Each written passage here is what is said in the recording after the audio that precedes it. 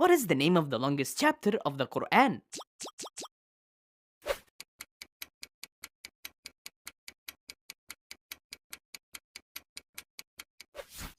Surah Al-Baqarah.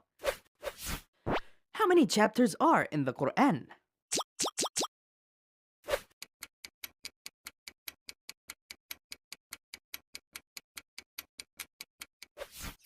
"114.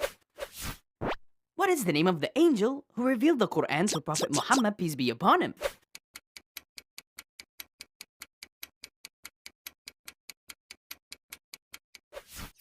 Jibreel.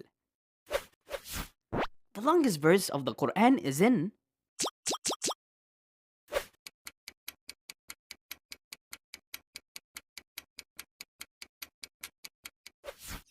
Surah Al-Baqarah, verse number 282.